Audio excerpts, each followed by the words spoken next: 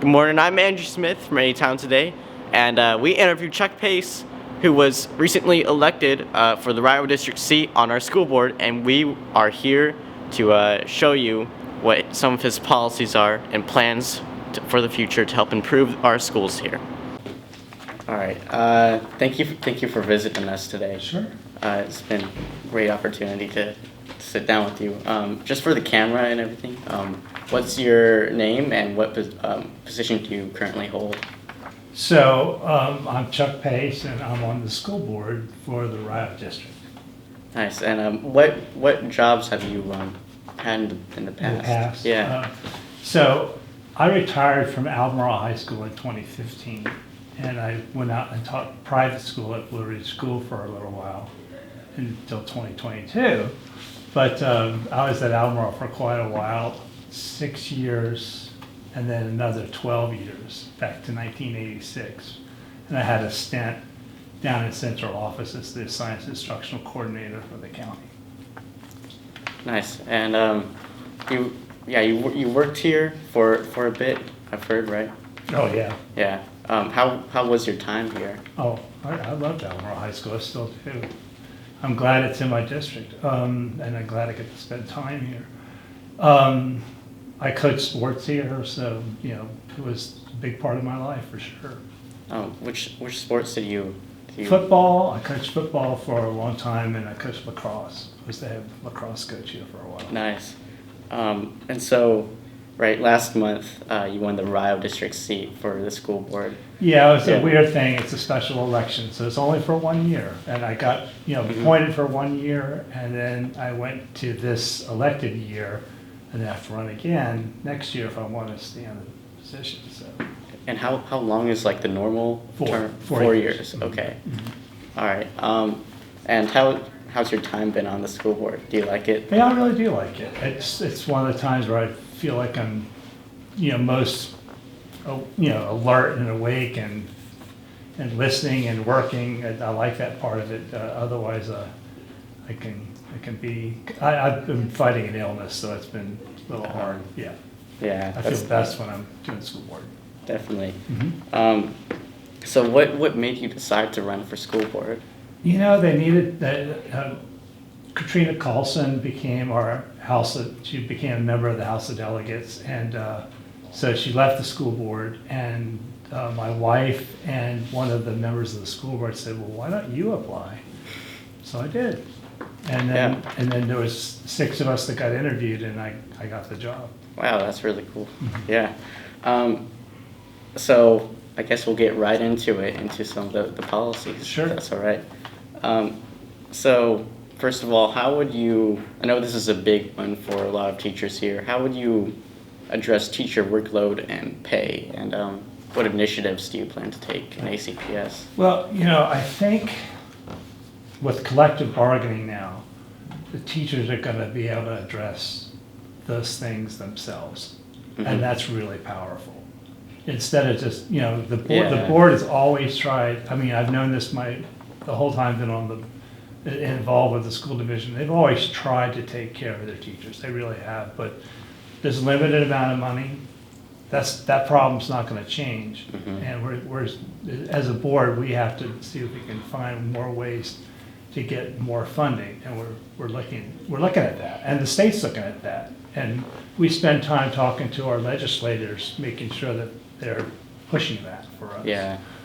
But because we need more money to raise their pay, there's no question about that, and I think we could be successful there. Workload worries me even more because there's so many things that just end up getting put on a teacher's plate. And one of the things I think in recent years since I retired is the amount of data input into computers has really gone up. It's something that I'm going to take a hard look at this year. It's something that might be a place where we can help teachers themselves get a little bit less of a workload on a daily basis. So you're talking about, right, the surveys that they put out. Not just surveys. I'm talking about making sure that we want to make sure that parents can access their students' information, their grades, how they're doing in school.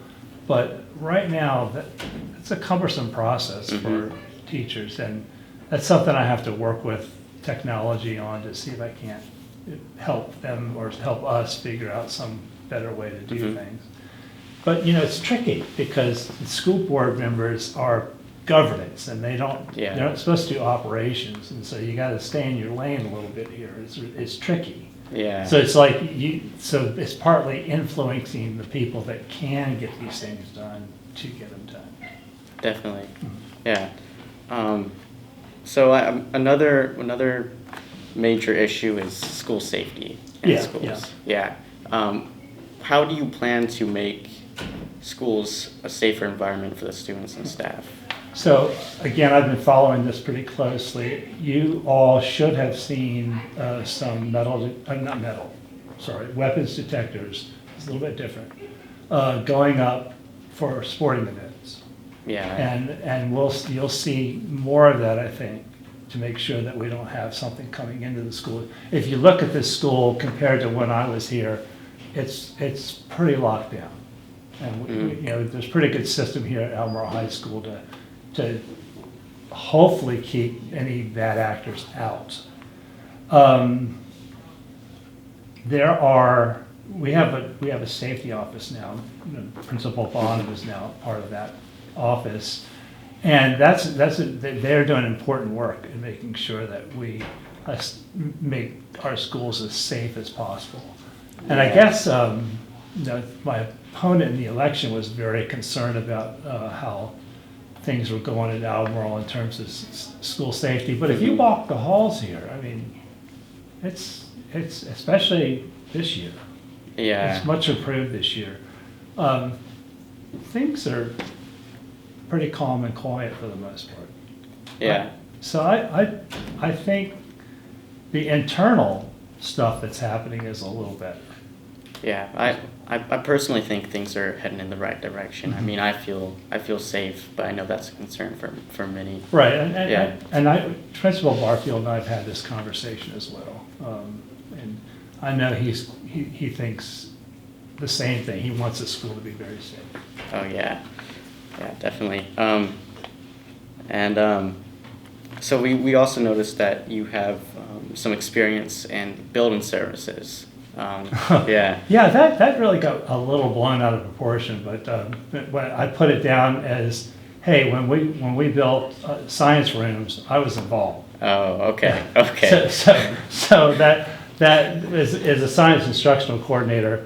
When we built Mesa, I had a lot to say about the design of that. Mr. Wayne and I actually took the architects to some places in the school that the principal didn't even know about, that still existed, that were just corners that we reclaimed for you all to use. It was a girls' locker room. It was kind of creepy that it was just sitting there.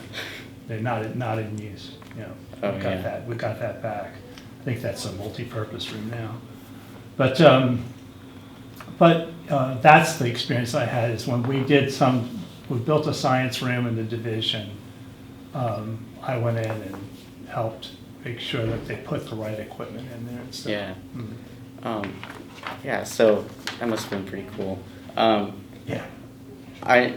So how over the past couple of years, right? Some schools, especially Albemarle High School, has been over capacity, and it's not expected to get better. How do you plan to mitigate those capacity problems? And I will say the pandemic really slowed us down, because there was the school board before I got on it had a plan, to hopefully deal with the capacity issues. At Albemarle, we've been here before, multiple times. It happened in the 70s, and happened again in the 90s, and then we keep building onto the high school. And the high school would fluctuate in size. We get smaller, we get bigger, especially if we build another school somewhere else, like Monticello. But this time, we're going to build a center. I don't know how much you guys know about this. It's going to be called Center 2. It's going to be on campus. It won't be very far from the front door. And we're hoping to eventually have specialty programs out there like our Scholar Studios. But, you know, if we need a science classroom, then we'll have one out there. And we can spread out a little bit. It might mean walking outside on a cold day like today, but yeah, that's what we'll do. And if things go well, we'll continue to build these smaller centers and try to, you know, spread our students out a little bit more like that, because building another comprehensive high school, say up north, is going to cost us about $200 million. And right now we don't have that. Yeah. And at the same time, yeah, we're meeting with the board of supervisors tomorrow, and we'll see what we can do, but we'll see what happens. But and I'm not sure, like I always tell my colleagues, I really see elementary schools not changing a whole lot in the future, that they'll be very similar to what they look like today. And I don't know about middle schools, I never do, but high schools, I just don't, I think we're going to have to do something different. There's too many of our students who don't like going to school, and we've got to figure this out. Yeah. This is a really big deal. And I don't know if that's going to be the comprehensive high school where you have everything you have in Albemarle High School or Monticello or Western. It's going to be maybe something more like community lab school. Yeah. Yeah, I think, like you said, the school board has limitations to budget, and definitely a new school would be very costly with the land and construction and everything. Yeah, most of our money comes from local revenue. We get a significant amount of state money. Federal money is not very big at all. It's really a small sliver of what we get. We need it, but you know, it tells you something. And we're hoping the state will do things differently in the future, and we'll be able to do better. Yeah, that sounds like a plan. Yeah. Well, that's why we have all these legislators that are trying to work it, and you know, that's bipartisan. I think a lot of that's bipartisan. Yeah. So a lot of students and parents, I know my parents talk about this a lot, have concerns about the homework and grading policy. So in your opinion, would you keep this policy the same, or would you make some changes to it? I've been kind of vocal that I don't like it either. And the homework policy changed this year so that you could have graded homework, which I think is it. So what I always tell people is, if you're not intrinsically motivated you're motivated from the inside, then some extrinsic motivation is not a bad thing. And you know, having grades is one of those things. Yeah. And so if you need that to keep people doing homework, then okay, we've experienced over the last several years that we kind of need that to keep people doing homework. But I really want that to be a teacher decision. Because there's so many different ways to set up your classroom and how you grade. Yeah. And then you know, the other side of it, the other part of that argument is when you start giving kids zeros, which we don't do right now, for missing work, and that is something that we actually have a group of people working on right now, because you know, people complained about it, including me. And so the superintendent put together a committee. Now I want to see what they come up with. But you know, in my classroom, you know, basically, I would go ahead and give you what you got until I was ready. And then if things changed, you know, and we had this really outlier grade, or maybe two grades that were just big outliers, and you had done as an individual student well in your class otherwise, I'd fix that. Yeah. Yeah, and I think I make sure that you got a decent grade. So we might, I guess you're saying we might see some changes to this policy in the future. We might, you know, it's not my job to do that part. Yeah. But I'm interested in it, and I have vocalized, you know, what I feel about that, because I taught here a long time, and I didn't have to worry about that stuff. I took care of my own grades, and things have tightened up. And think about it, that makes sense, because when I was teaching here, for the most of my career at least, we didn't have a lot of turnover. The teachers were the same people year after year after year, very stable. And now we have and this is the natural course of things, we have more turnover because people don't stay in jobs as long as they used to. It's just the way it is. And so we need to have a little bit more, central guidance on how things are done. Yeah. And that makes sense to me, but at the same time, you want to make sure you tap into that teacher creativity and don't stifle their, what they do best. Yeah. I think that's great. Yeah. So this is one of our last questions. Sure. I know this is a difficult one, but do you see any flaws in the current ACPS curriculum? Well, I think as long as we continue to move towards a lot of project-based work, that's going to be where things should be going. That's the direction we should be going in. The funny thing is that in the past, and you said ACPS, right? You didn't say AHS. Yeah. In the past, we had testing in the third grade for something like science or social studies, right? And we don't have those tests anymore. And so people are across the state I'm worried that we're not actually spending time on those parts of our curriculum. So I worry about the social studies and science curriculum and how it progresses through K-12. That's going to be an area that I feel like I need to look at as a school board member. Not something I'm completely tapped into yet, but something I want to work on. That's probably the biggest thing, is that we've got to make sure that all the curriculum gets covered. Yeah. And I hate to say the word cover. That's not a good word, but it's important.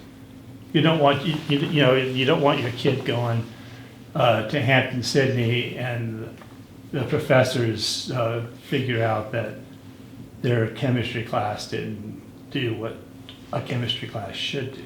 Yeah. And that's happened to schools. They get in trouble for that. Or you can't get a student into a particular school because they believe your school's not good enough, or they don't have a good enough curriculum. We don't want to be that school, and we're not, but we don't want to get there. Definitely, yeah. So this is the final question.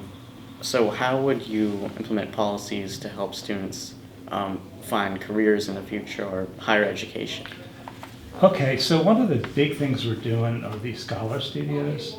So think of it, I was involved in getting MESA started, which was our first center or academic center. And all of our academic centers now, not counting the studios are cranking up, are STEAM-based. And so we're going to have way more options for students to go into a slightly separate curriculum, and they can move in and out of these pathways, but and get an experience maybe in architecture, for instance. And I think that's going to promote student interest, which I'm concerned about, because I think students get to high school and they're not excited about what goes on here. Yeah. I think it's going to help with careers, for sure. Yeah. But there's also, the technical side, the vocational side, and that's really important. And we have people downtown who are really working hard trying to build partnerships with businesses all around this region to hire our students when they finish up at K-Tech, or they did an apprenticeship and they finish that up. And we want to make sure that that's robust, because you can make a very good living being a plumber and an electrician for sure. So that's a big Yeah. deal, and it's something we're pushing hard. What was that question again, though? So how would you implement policies That- to help prepare students? Those are two really big ones, that's for sure. Yeah. If we can do that, if we can make sure students have a marketable skill when they graduate, which is Mhm. CIS language, as Communities in Schools language, which we have here at Albemarle now. A program that I'm going to put a lot of stock in. If we Yeah. have that, and we have that kind of guidance, you have someone who, you don't only have a guidance counselor, but if you need it, and you're a student who's been identified, you have Communities in Schools helping you get what you need so you can get Yeah. where you're going. Yeah, I think that's really important, Mhm. helping students, Oh, find careers, because I think that's ultimately like the goal Yeah. of high school, I think. It's been incredible what Communities in Schools have done in other parts of the country. Incredible. Yeah. And it's been going on a long time, 50 plus years. It just wasn't here until now. Yeah. And we're excited about it, big time. All right. So well, that's a big one for getting students out of high school and into a career path. mhm. Yeah, well, that's all the questions we have for you today. Thank Okay. you. That was great. All right, sure. It's nice talking with you. Yeah. Thanks. Thanks. Thank you for watching, and now let's head back to the news desk.